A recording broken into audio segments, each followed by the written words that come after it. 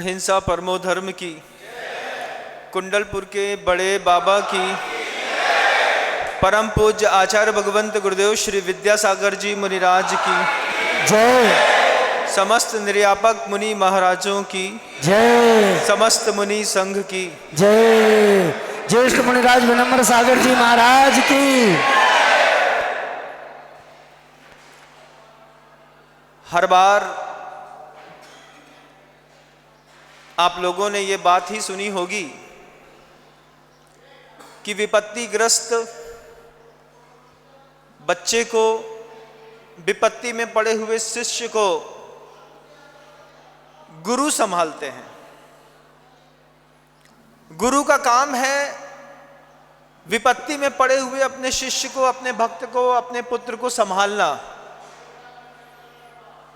पीछे तक जो लोग आवाज कर रहे हैं वे शांति से बैठ जाएंगे तो आपको बहुत अच्छी बात आपके कान तक जा पाएगी, आप बहुत कुछ अच्छा देख या सुन पाएंगे। मैं भी जब यहाँ पर आया था गुरुदेव के पास आज से करीब 25 साल पहले, 2000 में आया मैं यहाँ पर, तब भी मुझे भी यही लगता था कि मेरे जीवन का जो दुख है, मेरे जीवन का जो व्यक्तिगत दर्द है, मानसिक परेशानियाँ हैं, मेरे जीवन की जो उथल पुथल है, एक अच्छा गुरु मिल जाए तो मेरे जीवन की मानसिक परेशानियां शांत हो जाएंगी, जीवन की उथल पुथल खत्म हो जाएगी, एक भटकाव को विराम मिल जाएगा, एक आकार मिल जाएगा। और यही सोच करके आज से 25 साल पहले मैं गुरुदेव के चरणों में सन 2000 में समर्पित होने के लिए मात्र 20 साल की उम्र में आया। गुरुदेव के पास ये सोच करके आया कि मेरी परेशानियां हल होंगी। गुरुदेव के पास गुरुदेव ने जीवन की उथल पुथल को आकार देना शुरू किया, धीरे धीरे संभालना शुरू किया। संभालने के बाद धीरे धीरे धीरे धीरे धीरे जो छोटा था वो बड़ा होता गया और जो बड़ा था वो मुरझाता चला गया। और इतना मुरझाता चला गया, इतना मुरझाता चला गया कि 17 फरवरी को 50,000 से ऊपर लोगों ने खुद उस मुरझाए हुए फूल को अग्नि समर्पित करके, और वो दृश्य जिन्होंने भी अपनी आंखों में देखा है बंधुओं, उनको पता था कि गुरुदेव क्या थे, गुरुदेव कैसे थे, गुरुदेव क्या दे के गए। पूरे विश्व की समाज के अंदर इस बात का दर्द कि गुरुदेव इस सृष्टि पर नहीं रहे। पूरी उथल पुथल में आप लोगों ने देखा कि कैसे वो फूल मुरझा गए। 17 फरवरी को निरंतर 55 साल तक जो तपस्या की अग्नि में जलते रहे, निरंतर 55 साल तक लोग जनमानस का दुख दूर करते रहे, लोगों को अपना ममत्व देते रहे, मुस्कुराहट देते रहे, अपना ज्ञान देते रहे, अपना सौंदर्य विकसित करते रहे। जीवन में मुझे पता है उस बात को। यहीं पर कुंडलपुर की बात है, संघ के एक मुनिराज थे, बहुत ज़्यादा मिर्ची खाते थे। बात बात में हर भोजन में, मतलब हर आहार में उनको करीब 30 से 50 ग्राम मिर्ची लग जाती थी, हरी और लाल मिला करके। गुरुदेव को पता चला कि ये साधु होकर के इतनी मिर्ची खाते हैं।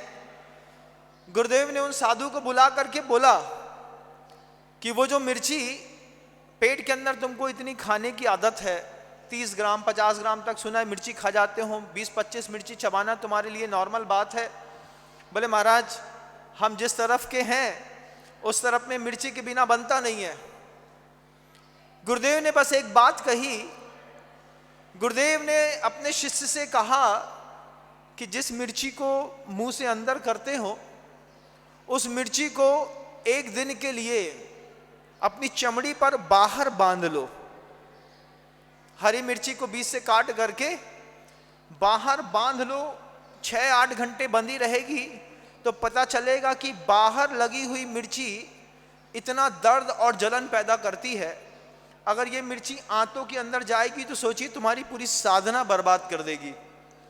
और आप विश्वास मानिए उन साधु परमेष्ठी ने प्रयोग करके देखा जब एक हरी मिर्ची को बीच से काट करके खोल करके ऐसा बांध लिया तो आधा घंटा उस मिर्ची की जलन चमड़ी के बाहर बर्दाश्त नहीं कर पाए, आधा घंटा जलन बर्दाश्त नहीं कर पाए।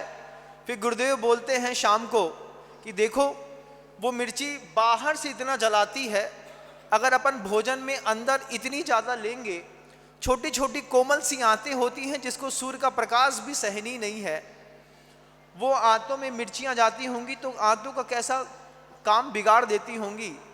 जीवन नष्ट होता है अत्यधिक मिर्ची खाने से। ये बात गुरुदेव ने कही और वो शिष्य जो निरंतर अपनी प्रिय मिर्ची के बिना भोजन नहीं करता था, उसने आजीवन मिर्ची का त्याग कर दिया। कैसे वक्त से पहले संभालते हैं गुरु। कुंडलपुर के बड़े बाबा में मैंने देखा कि गर्मी में, मई की गर्मी में सुबह 6 बजे अपने कमरे से निकलते थे, यहाँ पर आ जाते थे। उसके बाद दोपहर में कभी मन पड़ता तो दोपहर में आ जाते, शाम को आ जाते।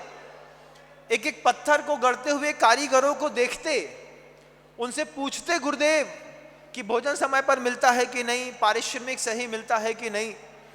इसकी नींव से लेकर के इसके शिखर तक के स्थापन करने में गुरुदेव ने अपनी जीवन की पूरी साधना लगाई।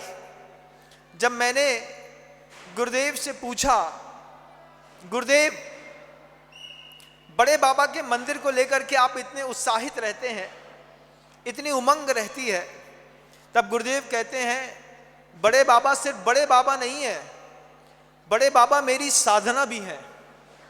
ये मंदिर मात्र बड़े बाबा का जिनालय नहीं है बंधुओं। इस मंदिर की एक एक कारीगरी की चमक देखिएगा। एक पत्थर में जो कारीगरी है, कारीगरी की जो चमक भी है, वो चमक भी गुरुदेव की साधना का परिणाम है। गुरुदेव रोज जिनालयों में आते, यहाँ मेहराब होना चाहिए, यहाँ फूल होना चाहिए, बड़े बाबा का गुंबज ऐसा दिखना चाहिए, यहाँ तोरण होने चाहिए, यहाँ कुंभी होनी चाहिए, यहाँ पे फूल की माला लटकनी चाहिए, यहाँ घंटी बननी चाहिए। ये जब आप पूरे सीन यहाँ पर कलाकारियाँ पत्थरों में देखेंगे, ये गुरुदेव की साधना है। गुरुदेव ने कहा कि पत्थर ऐसा चमके कि लोग अपना चेहरा देख लें। और सिर्फ गर्भगृह ही नहीं, गर्भगृह के बाहर का गुण मंडप, नृत्य मंडप, श्रृंगार चौकी, सामने का सहस्कूट जिनालय, आचार्य श्री जी की साधना थी बंधुओं। हम आए थे ये सोच करके कि गुरुदेव हमारा दर्द दूर करेंगे। गुरुदेव ने किया, वे जितना कर सकते थे किया, लेकिन फूल पूरी सुगंध पूरे विश्व पर फैलाने से पहले मुरझा गया बंधुओं। बहुत कम होता है, हमेशा तो यही होता चला आया कि शिष्य को संभालते हैं गुरुदेव, लेकिन आज गुरुदेव की उस तपस्या को संभालने की जवाबदारी हमारी और आपकी है। आज गुरुदेव की ये तपस्या, गुरुदेव की ये साधना, गुरुदेव की ये उमंग, गुरुदेव का ये उल्लास, ये गुरुदेव की साधना है। एक एक पाषाण में गुरुदेव की साधना बोलती है। एक एक पत्थरों में, कलाकारियों में, कहाँ पर मूर्ति रखनी है, कहाँ पर श्रृंगार रखना है, कहाँ पर वैराग्य रखना है, कहाँ पर शांति रखनी है, कहाँ क्षमा का वातावरण बनाना है। आचार्य भगवंत ने खुद अपनी नजरों से मंदिर के एक एक परिकर का अन्वेषण करते हुए आकार दिया। गुरुदेव ने हमको बहुत संभाला, लेकिन आज वक्त कहता है, बड़े बड़े देवता भी इस बात को कहते हैं कि गुरुदेव की साधना को संभालना अब शिष्यों का काम है। ये मंदिर गुरुदेव जितना प्रसाद कर सकते थे करके चले गए, लेकिन इसको संभालना आज हमारी और आपकी जवाबदारी बन गई। वो जमाना चला गया जब एक वृद्ध साधु उपदेश देता था और एक वृद्ध लोग घर के अंदर से उठते थे और दान की घोषणा कर देते थे। आज जवान साधु उपदेश देते हैं और जवान लोग दान देते हैं, और जवानी इसी के काम आती है। जवानी इस काम आती है कि हम अपने गुरुदेव का भी काम कर सकें। छोटा सा प्रकल्प मैंने 3-4 लोगों को कहा कि सोचो अगर अपन नहीं संभालेंगे तो कौन संभालेगा। 3 लोगों ने बिल्कुल सहज में मुझे स्वीकृतियां दे दी, जैसी मैं चाहता था वैसी। लेकिन 3 लोगों की स्वीकृति मात्र से गुरुदेव की साधना आकार नहीं ले सकती। मैं आपको वो बात कह रहा हूं कि ये गुरुदेव की साधना, ये बड़े बाबा जब छोटे से मंदिर में थे, लोग कहते थे कि बड़े बाबा के मंदिर को खोल नहीं पाएंगे, सुरक्षित मूर्ति को निकाल नहीं पाएंगे। लेकिन मैंने देखा कि जब बड़े बाबा उस क्रेन के माध्यम से उठ करके यहाँ पर विराजमान हो रहे थे, आचार्य सिंह जी की आंख से निरंतर आंसू बह रहा था। जिसने भी देखी हो वो दृश्य, सिर्फ आंख से आंसू बहा रहे थे गुरुदेव, और ये सोच रहे थे और बोल रहे थे गुरुदेव बार बार, आज इस नश्वर शरीर की पूरी साधना बड़े बाबा को इस चौकी पर बैठा करके संपन्न हो गई।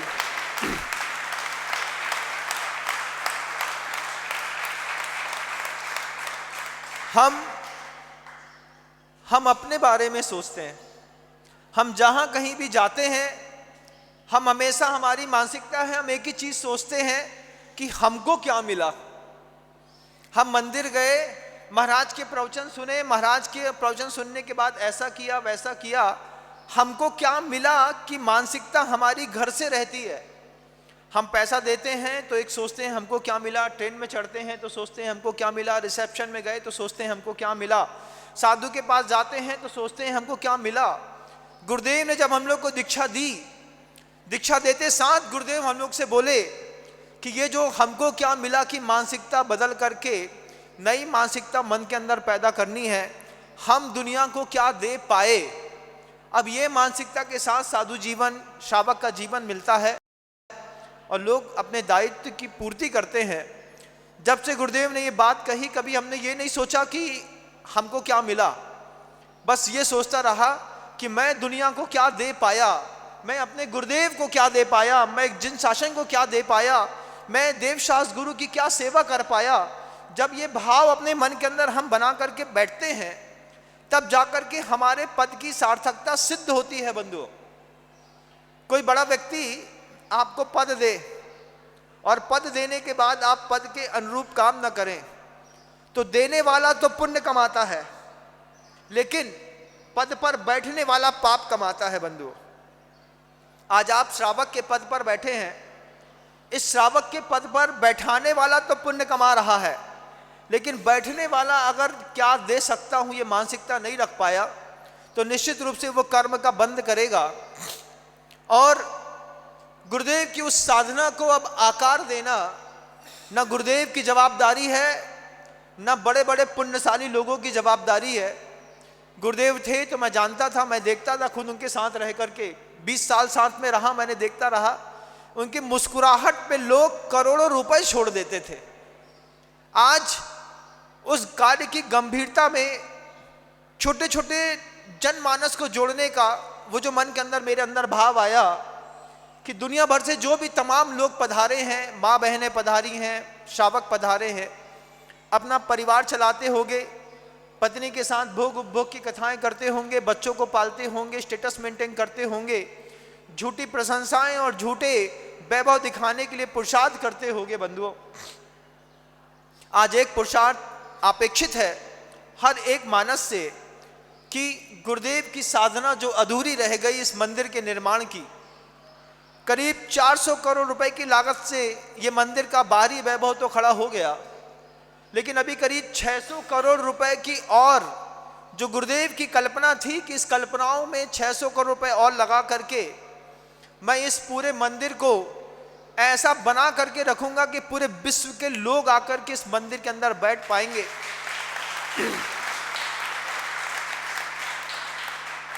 सम्यक दर्शन को लोग प्राप्त कर पाएंगे।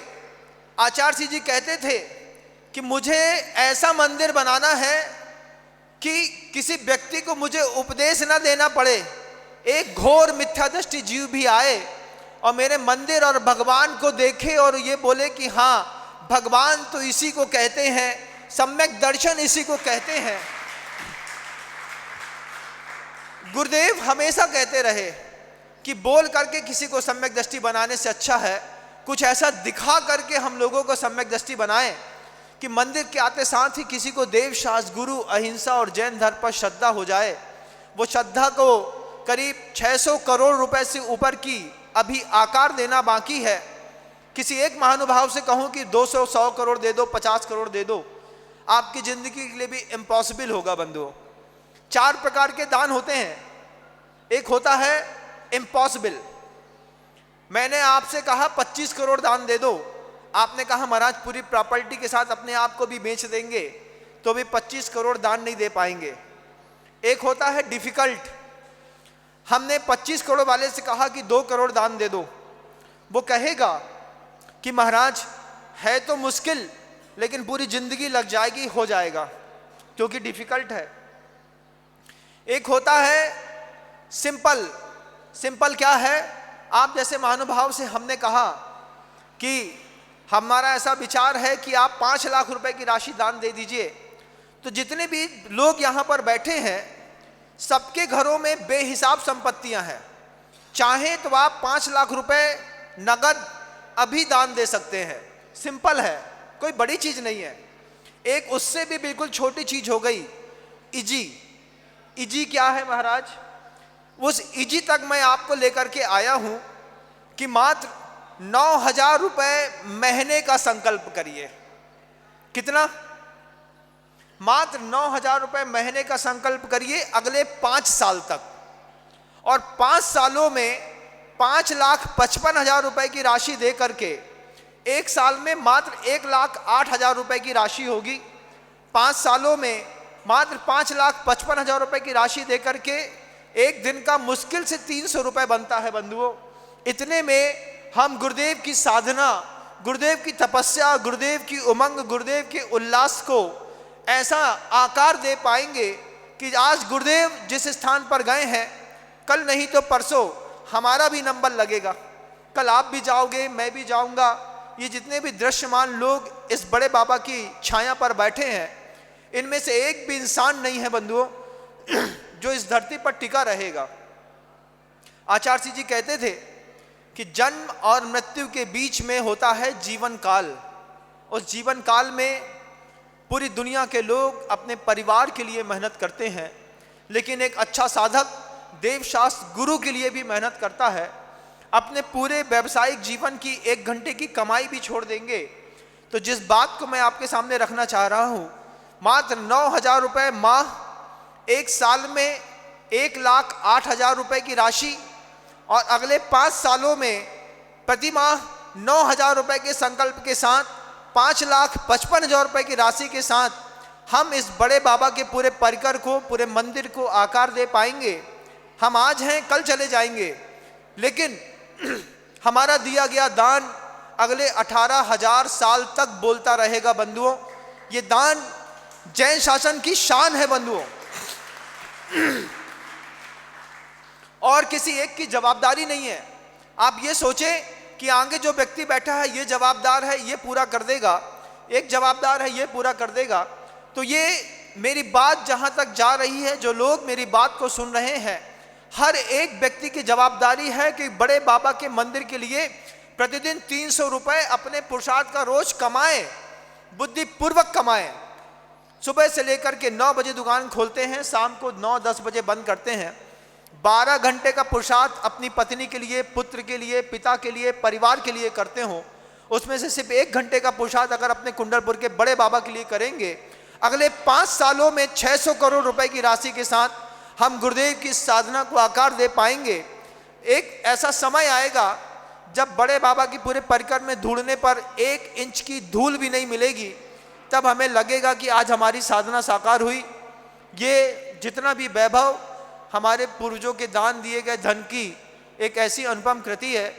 आज सबकी अपेक्षा है, मेरी तो अपेक्षा अगर सब समर्थन करें तो मात्र 9,000 रुपये महीने की है, और अगर सब लोग समर्थन ना कर पाएँ तो फिर कोई महानुभाव ऐसे भी आए जो 3 लाख रुपए साल दे करके अगले 5 सालों में 16 लाख रुपए की राशि का संकल्प करिएगा कि हम 3 लाख रुपए साल देंगे महाराज जी, और अगले 5 सालों में 16 लाख रुपए दे करके बड़े बाबा की शांति धारा, अभिषेक, पूजन, दर्शन के साथ अपने गुरुदेव को श्रद्धांजलि के साथ अपनी इस पर्याय की सार्थकता भी सिद्ध करिएगा बंधुओं।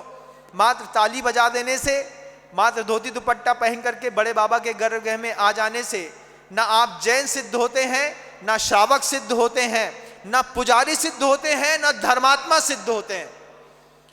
पंचम काल में धर्मात्मा की पहचान वो नहीं कि सुबह 5:30 बजे उठ करके मंदिर चला जाता है। पंचम काल में धर्मात्मा की एकमात्र पहचान है कि वो किस शक्ति का दान देता है, और दान दे करके ही अपने धर्मात्मा होने की आप सिद्धि कर सकते हैं। भक्ति तो रावण ने भी बहुत करी थी शांतिनाथ भगवान की, लेकिन उद्देश्य अलग था। यहाँ पर उद्देश्य मात्र गुरुदेव की उस साधना को साकार करने का। गुरुदेव ने हमको संभाला, आज हम गुरुदेव को संभाल पाएँ, गुरुदेव की भावनाओं को संभाल पाएँ तो अपने जीवन की सार्थकता होगी। दूर तक जिन भी लोगों ने मेरे संवाद को सुना है, गंभीरता और गहराई के साथ अंतर्मन बोलता हो, तो 9,000 रुपये माह के साथ, चाहे तो आप 1 साल का, चाहे तो 2 साल का, चाहे तो अगले 5 साल का संकल्प करके अपना नाम, अपनी पर्चियाँ यहाँ पर भरेंगे। उन्हीं निमित्त से आपको ऊपर आकर के भगवान के अभिषेक शांति धारा में मौका मिलेगा। आप सब अपनी गंभीरता और कर्तव्य को समझें और गुरुदेव को अपने भाव प्रस्तुत करें। सुबह 7:30 बजे से लेकर के 9:30 बजे के बीच में ही बड़े बाबा का शांति धारा और अभिषेक का कार्यक्रम होता है। आप YouTube के माध्यम से जो मुझे दूर तक सुन रहे हैं, आपको भी ऐसा लगता है कि हमें छोटे बाबा के इस महान साधना स्थली को साकार करना है, उनकी तपस्या को एक आकार देना है, तो आप स्क्रीन पर दिखाई नंबरों पर अपनी संदेश राशि भेज सकते हैं, उनसे संवाद कर सकते हैं, उनको अपने धन दान की घोषणा कर सकते हैं, जो निश्चित रूप से मेरे पास तक आएगा।